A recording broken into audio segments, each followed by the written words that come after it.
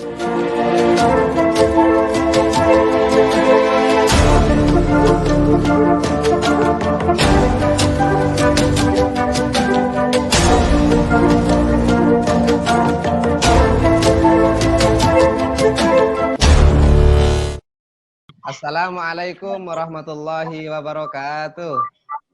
Waalaikumsalam warahmatullahi wabarakatuh. Bagaimana kabarnya hari ini?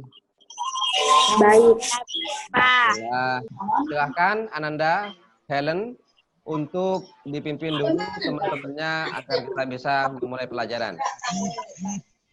Ya Pak, marilah kita mulai pelajaran dengan membaca doa menurut keyakinan kita masing-masing. Berdoa dimulai. Selesai. Oke, seperti biasa, materi yang akan kita pelajari sudah kita share di Google Classroom. Namun, sebelum kita beranjak ke materi yang sekarang, saya mencoba mengingat-ingat kembali kepada ingatan anak-anak. Masih ingat nggak materi yang kita minggu yang lalu? Masih ingat apa? Belajar apa kita? pengertian norma. Pengertian norma dan macam-macam norma. Baik. Untuk pada hari ini anak-anak, saya pengen dari pertemuan ini kalian bentuk beberapa kelompok, ya, bentuk kelompok dari beberapa teman yang terdekat dari rumah kalian. Beberapa kelompok nanti saya minta menyajikan hasil dari video yang akan Pak Guru bagikan nanti. Materi pada pagi hari ini anak-anak, kita akan membahas tentang perilaku sesuai norma dalam kehidupan sehari-hari. Dan anak-anak bertanya, apa sih Pak perilaku sesuai norma dalam kehidupan sehari-hari? Tapi sebelum itu saya akan ajak kalian untuk melihat KD dan IPK-nya terlebih dahulu. Yang juga kita juga punya tujuan pembelajaran. Dengan tujuan pembelajaran adalah setelah menyimak tayangan video yang dibagikan melalui Google Classroom dan melalui pendekatan saintifik dan problem based learning, peserta didik mampu menguraikan pentingnya perilaku sesuai norma dalam kehidupan bermasyarakat. Baik, pada pokok bahasan sekarang. Anak-anak yang saya cintai dan saya banggakan, mengapa kita itu harus berperilaku sesuai norma dalam kehidupan sehari-hari? Ada yang bisa menjawab? Pak, tak buka ya. Sekarang, mengapa? Saya buka, mengapa? Ya, manusia sebagai makhluk sosial, hidup di tengah masyarakat, ini harus patuh terhadap norma yang berlaku di masyarakat. Karena apa? Bisa dibaca. Karena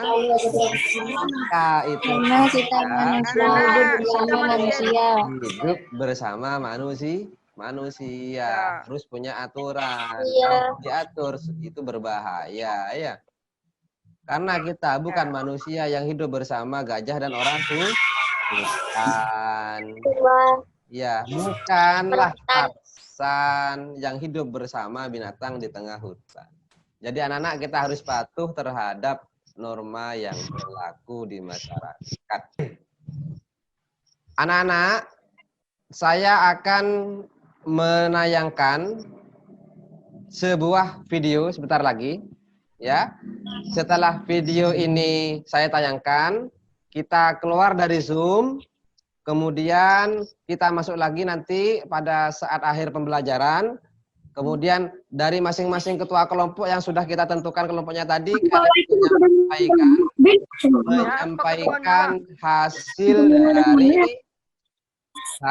dari kajian dari tayangan video tersebut. Ya. Tugas kelompoknya adalah apa? Tugas kelompoknya yaitu, coba dilihat pertanyaannya. Masih ingat kan pertanyaannya ini? Sudah. Silahkan dilihat dulu videonya ya. Pemirsa, sejumlah pengendara terjaring razia masker dan mendapat sanksi sosial di kawasan Pasar Johar Baru, Jakarta. Nah, terus abang lebih memilih sanksi bersih-bersih nih. Iya bang, soalnya nggak ada duit juga. Razia masker sengaja digelar sebagai antisipasi mencegah penyebaran virus corona.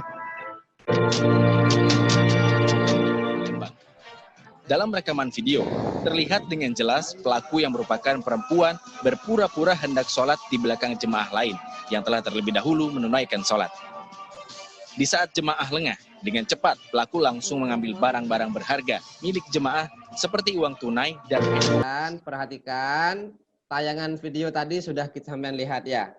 Sekarang saya minta logout dulu terus login lagi. Siap? Siap, Kak.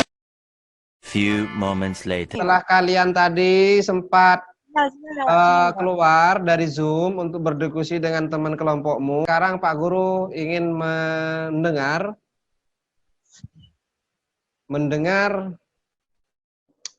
tanggapan dari kelompok nomor 2, yaitu tanggapan kelompok nomor 2 pada tayangan yang kedua. Sekarang saya minta ketua kelompok nomor 2, siapa? Ayo. Siapa yang mau mewakili kelompok 2? Jawabannya saja, Pak. Yang nomor 1. Ayo, Rama, silahkan. Ya. 1. Pertamanya, ibu-ibu itu aslinya mau sholat berjamaah di masjid. Tetapi, ibu itu melihat tas dan ibu itu mengikuti hawa nafsu dan mencurinya. 2.